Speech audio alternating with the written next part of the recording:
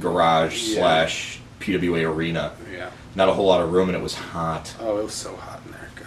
Tell us about that match. Was that the first time you'd ever done anything like that in a pro ring? Oh yeah, I was psyched. I mean, there was a spot in that match where I was laying on the ground outside the ring, and Danny had taken, I think it was a broomstick, and went to hit me with it, and he meant to hit the floor on the other side of me. So I think, but he hits me right here, and that hurts so bad, and it like just was like a big black mark on my arm instantly, and I'm like, God. But even that, it's like, I don't know. I knew I was paying some dues. You know what I mean? It's like, this is gonna come eventually. I was just glad it was going as fast as it was. You know what I mean?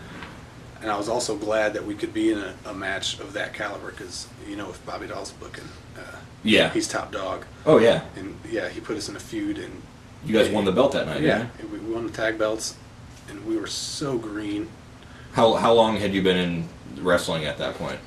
6 months? If that.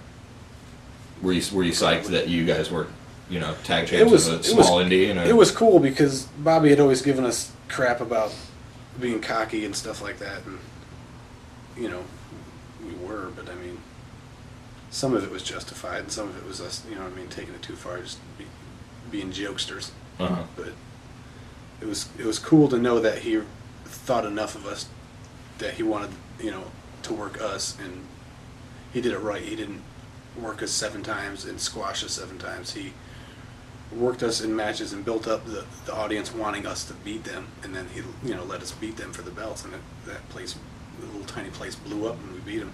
Yeah, at that point I think it was probably standing room only. PWA was doing really well. It was being booked correctly, and the talent was there.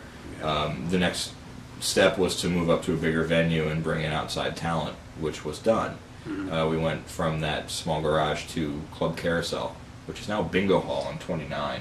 Right. Next to I go there to pick up chicks now. Sure, Yeah, right. That's cool. Sorry, I throw you off. A little bit. So once you got, now all of a sudden you were, the top students.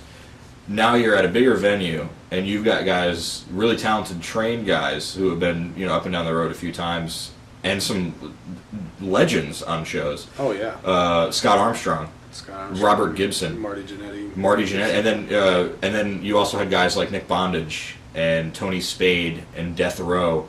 You had guys coming in like that. Were you worried that your spot was going to be taken? No, I was never worried that our spot would be taken, because I couldn't see him bringing in other people to take our place, considering we were his boys, really, and he. So you felt that way? Yeah, I felt like he'd invested in us pretty much.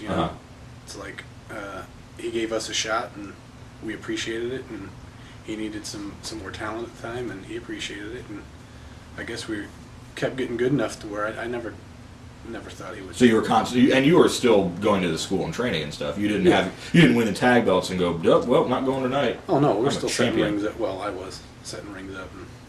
Why'd you say it like that? Because Maze would set a ring up, but only if certain people were. A ring? Yeah, he set a ring up once.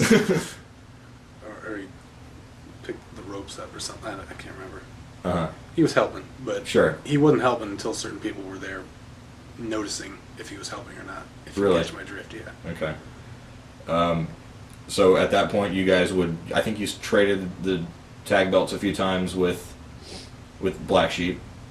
Yeah, I think, we gave it to him and they gave it back to us once, I think. Dan Delicious and Tyrone Holly showed up. Yeah. And they were a tag team, so that gave you a little bit more tag. I mean, that's cool. The tag scene in PWA didn't really heat up and didn't really take kind of this is our main feud until the Backyard Boys showed up. Nick Vortex and Iceberg. That was the best. They kind of came the same way you did. They started doing Backyard. Yeah. They wanted to get trained. Same kind of style. Tell us about how you met them and what you thought of them and what you thought when you found out you were going to be feuding with them. I first met them up at the school for training in a I didn't know much about them, but I seen them in there, and I could tell that they had the potential, like we had a few months prior. I kind of saw us in them a little bit. They had the same kind of desire as us and everything, and they wanted to put on the same kind of matches. And I was a little reserved about them until I think it was you and Jerry actually started like hanging out with them, away from the school and away from wrestling and stuff, and I started getting familiar with their old backyard stuff and everything, and I just kind of realized how close, how similar you were. Not just wrestling wise, but people wise. Yeah, real cool guys. The build up, you guys had a series of matches where you would wrestle Iceberg and Vortex would wrestle Maze and vice versa, and all these different combinations. There was even a really great match where it was you and Maze and Scott Armstrong against Cyrus and Chad Cheatham and Vortex, because right. Iceberg hurt his knee or his back or something. He was always hurt. He was injury prone. He really was. He was like an old person. He's like an old person. Yeah. But you guys had a lot of build up, and I remember the justification for the feud was that you thought they were trying to take your spot. Yeah. You were the extreme team. Yeah, we were the young guys. You were the new era. Right, exactly. And the payoff was at Milton, February 2nd, 2002. Sellout, one of the biggest shows that this area has seen in a few years. The most people I've ever seen in that building. Yeah. Ooh. And the payoff was a backyard brawl. You guys went something like 43 minutes in front of, again, legends like Robert Gibson was there. Scott Armstrong was there. Percy Pringle was there. Radio Station was there. Yeah. LordsOfPain.net, Calvin Martin was there. You guys put on a show. Tell us about that. I mean, 42 minutes, and you guys beat the hell out of each other. Tell us about the start of the match, what you thought, and what you wanted to do. Well, what we wanted to do with that match is basically take all that build-up from the TV and all the angles that had been written for us and all that kind of stuff. And I thought we'd done it very well. And the anticipation in all four of us building up to that show was we have to do something special. We've got to take it where the PWA matches haven't ever been, especially in the hardcore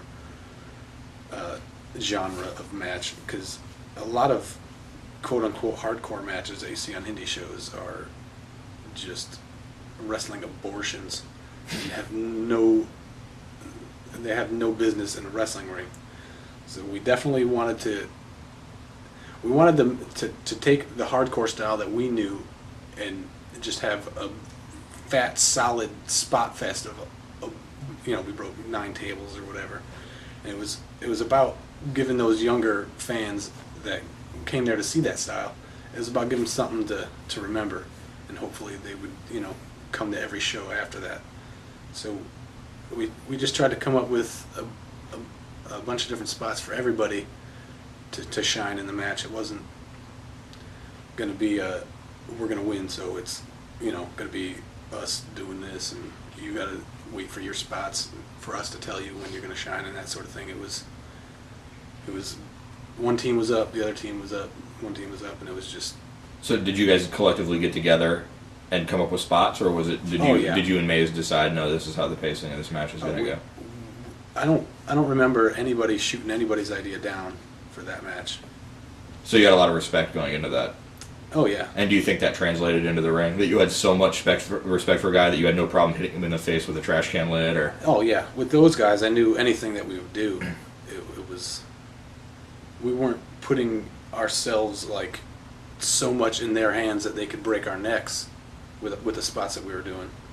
So it's like, I mean, the only thing that hurt me that whole match was the bump I took through the table out to the floor. The spine buster. The spine buster off the apron, and that was my idea. I rigged the table up, you know what I mean. So me ended up being hurt after that spot.